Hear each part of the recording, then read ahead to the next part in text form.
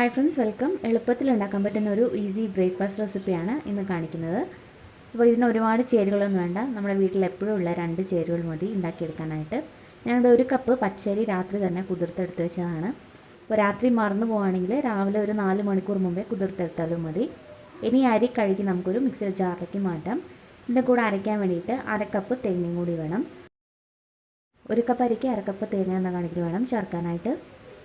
ഇനി ഇത് കുറച്ച് വെള്ളം കൂടി ഒഴിച്ചിട്ട് നന്നായിട്ടൊന്ന് അരച്ചെടുക്കാം. നല്ല ഫൈൻ പേസ്റ്റായിട്ട് വേണം അരച്ചെടുക്കാനായിട്ട്.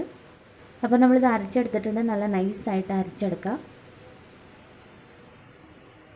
അപ്പോൾ ഈ അരച്ചെടുത്ത മാവിൽ നിന്നും ഒരു തവി മാവ് നമുക്ക് മറ്റൊരു പാത്രത്തിലേക്ക് മാറ്റാം. 1 സ്പൂണാണ് എടുത്തിരിക്കുന്നത്. ഇനി ഇതിലേക്ക് ഒരു 1/2 കപ്പ് വെള്ളം കൂടി ഒഴിച്ച് ഇത് നന്നായിട്ടൊന്ന് ലൂസാക്കി എടുക്കണം. അപ്പോൾ ഇത് കപ്പി കാച്ചാൻ വേണ്ടിയിട്ടാണ് നമ്മൾ ഈ ഒരു പ്രോസസ്സ് ചെയ്യുന്നത്. 1/2 കപ്പ് വെള്ളം തന്നെ മതി. നന്നായിട്ടൊന്ന് മിക്സ് ചെയ്ത് ലൂസാക്കി എടുക്കുക. കണ്ടില്ലേ, ഇതുപോലെ നല്ല ലൂസാക്കി എടുത്തിട്ടുണ്ട്. നമുക്ക് കപ്പി കാച്ചിയെടുക്കാം. അപ്പോൾ സ്റ്റൗവിൽ ഏറ്റവും ലോ ഫ്ലെയിമിലിട്ടിട്ട് വേണം ഇത് നമ്മൾ റെഡിയാക്കി എടുക്കാനായിട്ട്. കൈവിടാതെ ഇളക്കി കൊടുത്തുകൊണ്ടിരിക്കണം. പാത്രം ഒന്ന് ചൂടായി കഴിയുമ്പോൾ പെട്ടെന്ന് തന്നെ ഇത് റെഡിയായി കിട്ടും. ലോ ഫ്ലെയിമിലിട്ട് ഇതുപോലെ ഒന്ന് മിക്സ് ചെയ്ത് കൊടുത്താൽ തന്നെ നന്നായിട്ട് ഇതിന്ന് കുറുകി കിട്ടും. ഒക്കെ ഉണ്ടാക്കുന്ന ആ ഒരു പരത്തിലാക്കി എടുക്കാൻ പറ്റും. ഇതിപ്പോൾ റെഡി ആയിട്ടുണ്ട്. ഇനി നമുക്ക് സ്റ്റൗ ഓഫാക്കാം. ഒന്ന് മിക്സ് ചെയ്തെടുത്താൽ തന്നെ ഇതിൻ്റെ ചൂട് പെട്ടെന്ന് വിട്ട് കിട്ടും. കുറച്ചൊന്ന് ചൂടാറണം. അപ്പോൾ ഇതിപ്പോൾ റെഡി ആയിട്ടുണ്ട്. ഇനി നമ്മൾ നേരത്തെ അരച്ച് വെച്ചിരിക്കുന്ന ആ മാവിലോട്ട് തന്നെ ഈ കുറുക്കും കൂടി ചേർക്കാം. ഒന്നെങ്കിൽ ഇതുപോലെ മിക്സിലിട്ടൊന്ന് പൾസ് ചെയ്തെടുക്കാം, അല്ലെങ്കിൽ മാവിലേക്ക് ഈ കുറുക്കും കൂടി ചേർത്ത് കൈ വെച്ച് മിക്സ് ചെയ്താലും മതി. നിങ്ങൾക്ക് എങ്ങനെയാണോ സൗകര്യം അങ്ങനെ ചെയ്യാം.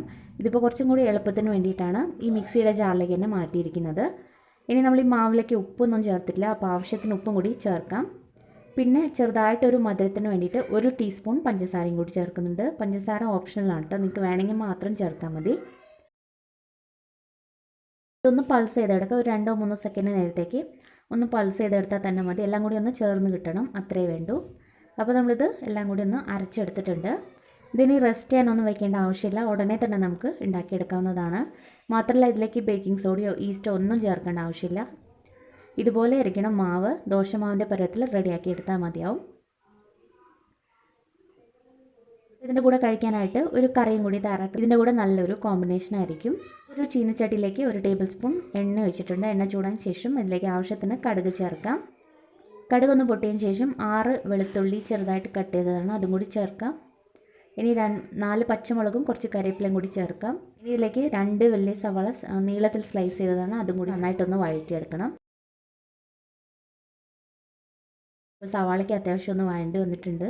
ഒരുപാടൊന്നും മൂക്കേണ്ട ആവശ്യമില്ല. ചെറുതായിട്ട് ഒരു ക്രഞ്ചിനെസ് ഉണ്ടെങ്കിൽ നല്ലതായിരിക്കും. ഇനി ഇതിലേക്ക് പൊടികൾ ചേർക്കാം. 1 ടീസ്പൂൺ മഞ്ഞൾപ്പൊടി, 1 ടീസ്പൂൺ കാശ്മീരി ചില്ലി പൗഡറും ചേർക്കുന്നുണ്ട്. അപ്പോൾ ഇതിലെടുത്തിരിക്കുന്ന പച്ചമുളകിന് നല്ല എരിവുണ്ട്, അതുകൊണ്ട് തന്നെ കാശ്മീരി ചില്ലി പൗഡറാണ് ചേർക്കുന്നത്.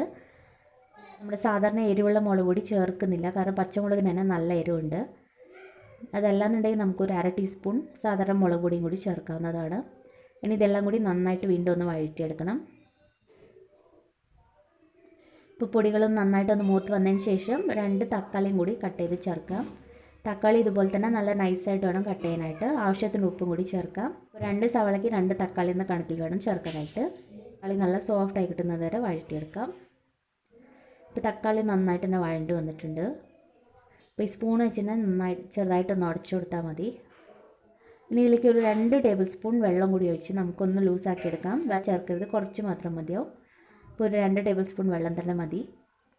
ഇത് വീണ്ടും ഒന്ന് മിക്സ് ചെയ്തെടുക്കാം. ഇനി അവസാനമായിട്ട് ഇതിലേക്ക് നമുക്ക് 1 ടീസ്പൂൺ പഞ്ചസാരയും കൂടി ചേർത്ത് ഒന്ന് മിക്സ് ചെയ്തെടുക്കാം. പഞ്ചസാര ചേർക്കുന്നത് ഇതിൻ്റെയൊക്കെ ഒരു ടേസ്റ്റ് ഒന്ന് ബാലൻസ് ആക്കി കിട്ടാൻ വേണ്ടിയിട്ടാണ്. അപ്പോൾ ഏറ്റവും അവസാനം ചേർത്തൊന്ന് മിക്സ് ചെയ്തെടുക്കാം. പിന്നെ ചാറ് ഇത്ര തന്നെ മതി, ഒരുപാട് എടുത്ത് അത്രയും ടേസ്റ്റ് ആണില്ല. തക്കാളി റോസ്റ്റും ഇവിടെ റെഡി ആയിട്ടുണ്ട്. ഇനി നമുക്ക് ദോശയും കൂടി ഉണ്ടാക്കിയെടുക്കാം. അപ്പോൾ ഒരു നോൺ സ്റ്റിക്ക് പാനിലാണ് ഉണ്ടാക്കുന്നത്. ഒന്ന് തേച്ച് പിടിപ്പിക്കേണ്ട ആവശ്യമില്ല. ഒരു 1.5 സ്പൂൺ മാവ് ഒഴിച്ച് നമുക്ക് സാധാരണ ദോശ ഉണ്ടാക്കുന്ന രീതിയിൽ തന്നെ ആക്കിയെടുക്കാം. ദോശ ഒഴിക്കുന്ന സമയത്ത് തീ കുറച്ച് വയ്ക്കുക, അതിന് ശേഷം തീ കൂട്ടി വെച്ചാൽ മതി. കുറച്ച് ഓയിലും കൂടി നമുക്ക് സൈഡിലേക്ക് ഒന്ന് ഒഴിച്ചു കൊടുക്കാം. ഇനി ഇത് അടച്ച് വെച്ച് ഹൈ ഫ്ലെയിമിലിട്ട് കുക്ക് ചെയ്തെടുക്കാം. അപ്പോൾ നിങ്ങൾക്ക് വേണമെങ്കിൽ ഒരു സൈഡ് മാത്രം കുക്ക് ചെയ്തെടുത്താലും മതി, അല്ല 2 സൈഡും കുക്ക് ചെയ്തെടുക്കാം. അത് ഓരോരുത്തരുടെ ഇഷ്ടം പോലെ ചെയ്യാം. ഞാനിപ്പോൾ എന്തായാലും 2 സൈഡും ഒന്ന് കുക്ക് ചെയ്തെടുക്കുന്നുണ്ട്. അപ്പോൾ നമ്മൾ മറിച്ചിട്ടതിന് ശേഷം കുറേ സമയം ഇട്ട് കുക്ക് ചെയ്യേണ്ട ആവശ്യമില്ല. 1-2 സെക്കൻഡ് നേരത്തേക്ക് മാത്രം ഇട്ട് കുക്ക് ചെയ്തെടുത്താൽ മതി. കാരണം ഓൾറെഡി ഇത് വെന്തതാണ്. അപ്പോൾ 2 സൈഡും നമ്മൾ കുക്ക് ചെയ്ത് റെഡിയാക്കി എടുത്തിട്ടുണ്ട്. അപ്പോൾ നമ്മുടെ ദോശ റെഡിയാണ്. കണ്ടില്ല, നല്ല സോഫ്റ്റ് ആയിട്ടുള്ള ദോശയാണ്. അപ്പോൾ മറിച്ചിട്ടതിന് ശേഷം കുറേ സമയത്ത് കുക്ക് ചെയ്യേണ്ട ആവശ്യമില്ല. ഇനി നമ്മൾ രണ്ടാമത് ദോശ ഉണ്ടാക്കുന്നതിന് മുമ്പായിട്ട് പാന് നന്നായിട്ടൊന്ന് തുണിയോ ടിഷ്യൂ പേപ്പറോ വെച്ചൊന്ന് ക്ലീൻ ചെയ്തതിന് ശേഷം മാവ് ഒഴിച്ചാൽ മതി. ഒട്ടും തന്നെ ഓയിൽ ഉണ്ടാവാൻ പാടില്ല. ഇരുമ്പിൻ്റെ കല്ലിലാവുമ്പോൾ നമ്മൾ ഓയിൽ തേക്കാവുന്നതാണ്. പക്ഷേ നോൺ സ്റ്റിക്കിൽ നമ്മൾ ഓയിൽ തേച്ചതിന് ശേഷം ദോശ ആക്കുമ്പോൾ ശരിക്കും അത് കിട്ടില്ല. അപ്പോൾ നമ്മുടെ ഈസി ബ്രേക്ക്ഫാസ്റ്റ് റെസിപ്പി ഇവിടെ റെഡി ആയിട്ടുണ്ട്. നല്ല ടേസ്റ്റി ആയിട്ടുള്ള ഒരു ദോശയും തക്കാളി റോസ്റ്റുമാണ്. അപ്പോൾ ഇത് രണ്ടും നല്ലൊരു കോമ്പിനേഷൻ ആയിരിക്കും. നല്ല സോഫ്റ്റ് ആയിട്ടുള്ള ദോശയാണിത്. അപ്പോൾ നിങ്ങൾക്ക് കണ്ടാൽ തന്നെ മനസ്സിലാവും, പെട്ടെന്ന് ഉണ്ടാക്കാൻ പറ്റുന്ന ഒരു ഈസി റെസിപ്പിയാണ്. അപ്പോൾ ഈ ഒരു റെസിപ്പി ഇഷ്ടപ്പെട്ടാൽ വീഡിയോ ലൈക്ക് ചെയ്യാനും സബ്സ്ക്രൈബ് ചെയ്യാനും മറക്കരുത്. അപ്പോൾ ട്രൈ ചെയ്തിട്ട് അഭിപ്രായങ്ങളൊക്കെ അറിയിക്കുക.